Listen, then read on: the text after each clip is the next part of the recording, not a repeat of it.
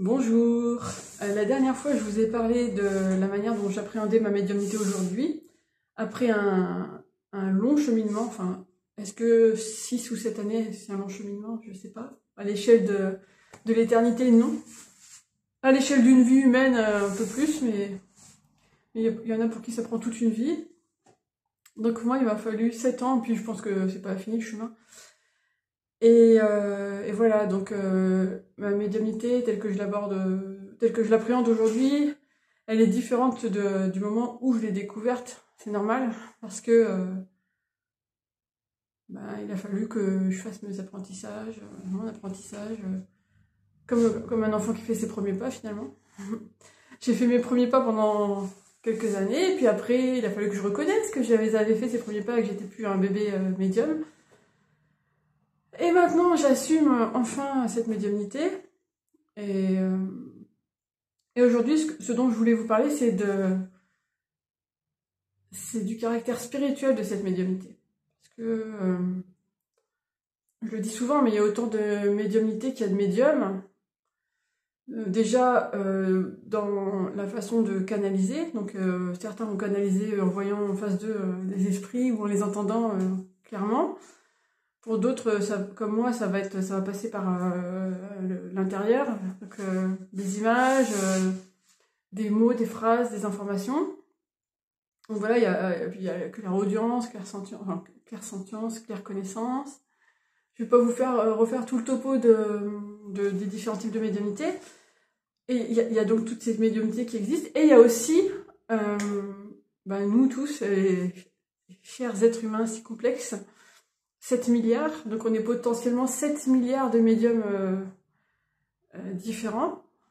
Avec chacun notre vécu, nos filtres sur le monde et nos croyances et nos expériences. Voilà, je suis une médium unique, comme tous mes confrères sont des médiums uniques, chacun à sa façon. Et ma médiumnité à moi, c'est pas une médiumnité qui passe par, on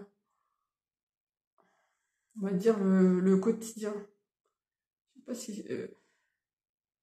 le terre à terre, voilà.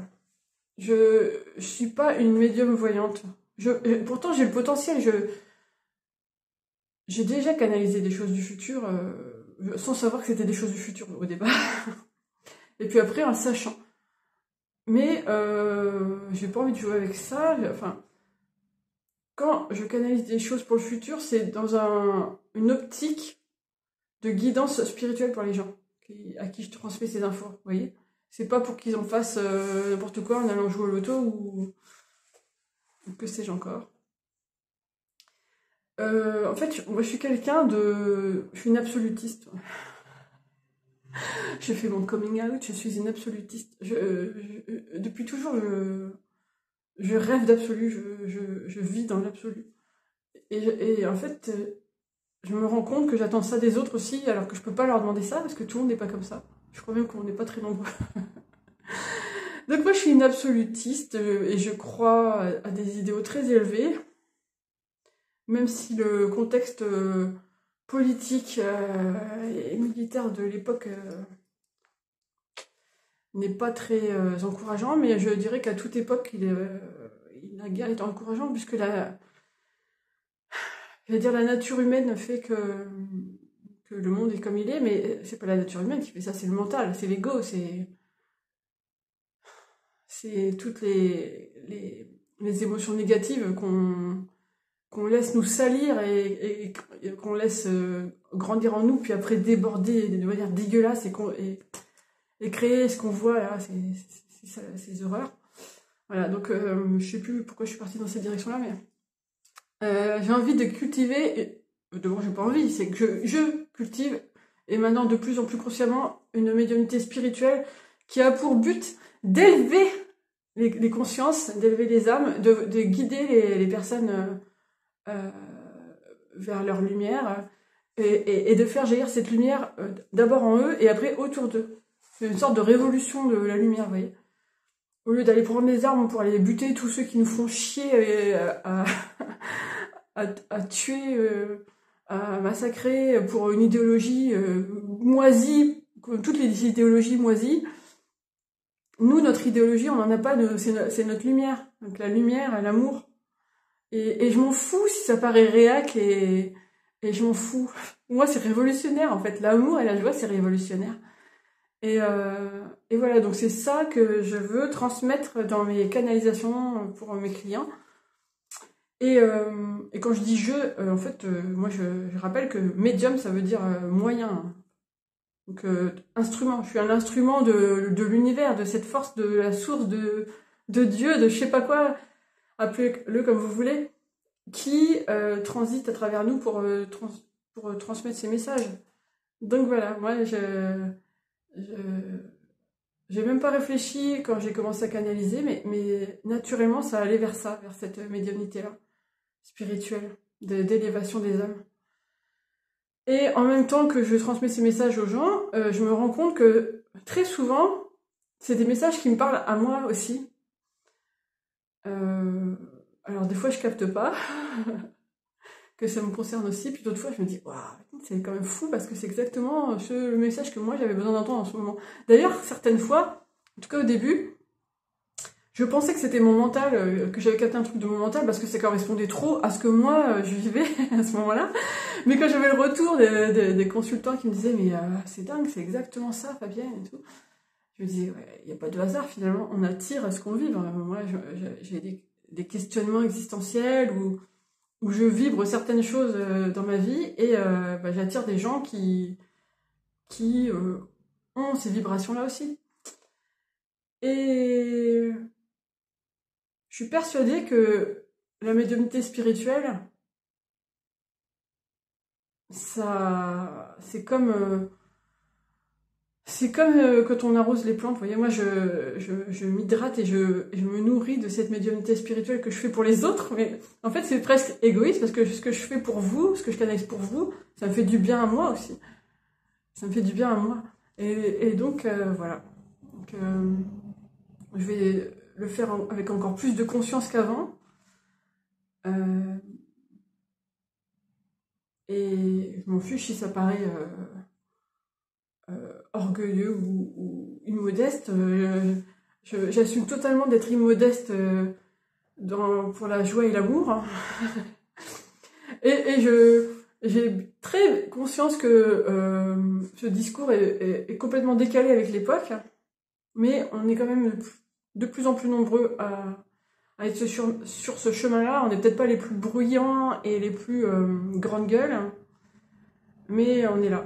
Et je suis pas seule, et je suis sûre que parmi vous qui me regardez, vous êtes nombreux comme ça aussi. Et il n'y a que comme ça qu'on va pouvoir sortir de ce caca ambulant là, enfin ambiant. C'est en cultivant cet amour et cette joie qui sont en nous, et en allant, en suivant notre lumière et en cultivant cette lumière. Et voilà, maintenant quand je me connecte pour canaliser, je le fais en conscience pour demander le message le plus lumineux pour les personnes qui me consultent. De toute façon, de base, je transmets jamais de messages négatifs parce que, je sais pas, je dois avoir un filtre naturel. Quelquefois, il m'arrive de donner des infos qui paraissent pas forcément très sympathiques au premier abord, mais qui sont toujours là pour guider et pour élever l'âme. Moi, je l'ai toujours perçu comme ça. Voilà. Donc, cette médiumnité spirituelle, je vais la cultiver. Maintenant que j'en ai vraiment pris conscience. Et c'est marrant, c'est comme pour l'écriture, en fait. L'écriture, je l'ai en moi depuis toujours, mais j'avais pas conscience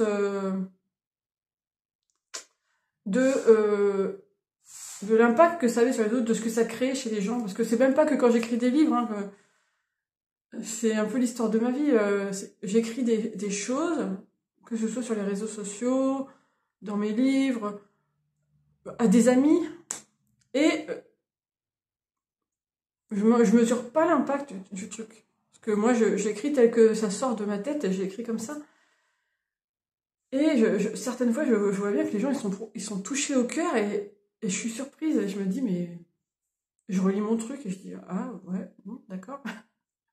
Mais c'est pas un truc que j'ai cherché, c'est naturel en moi. Et la médiumnité spirituelle, je suis pas allée la chercher. Je me suis pas dit, quand j'ai découvert ma médiumnité, tiens, je vais faire la médiumnité spirituelle.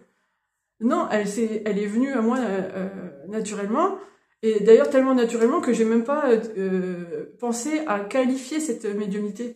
À me dire, tiens, moi, la médiumnité que je fais, c'est ça. Vous voyez?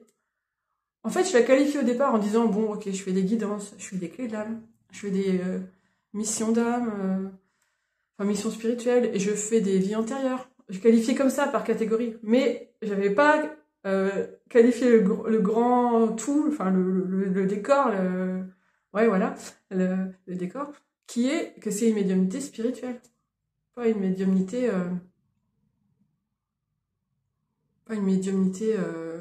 connectée au mental et aux préoccupations du mental, voilà. J'ai vu qu'il y avait un bouquin qui s'appelait La médiumnité spirituelle, donc je vais peut-être l'acheter, hein, c'est pas comme si j'avais 450 000 livres à lire. Mais cette chaîne YouTube, c'est aussi pour parler de bouquins, donc je vous en parlerai peut-être dans une autre vidéo. J'en profite pour dire que, au cas où vous ne l'auriez pas encore acheté, il y a le dernier livre de Stéphane Alix qui vient de sortir. Je crois que ça s'appelle La mort n'existe pas, je crois. Et que je vais me le procurer incessamment sous peu, bien sûr. Et voilà, donc vive les livres, vive l'amour, vive la joie, vive la vie, vive nous, vive les belles âmes, et aussi vive les âmes qui savent pas qu'elles sont belles. Et voilà. Bon, ben je vous dis je sais pas quand pour une prochaine vidéo. Ciao!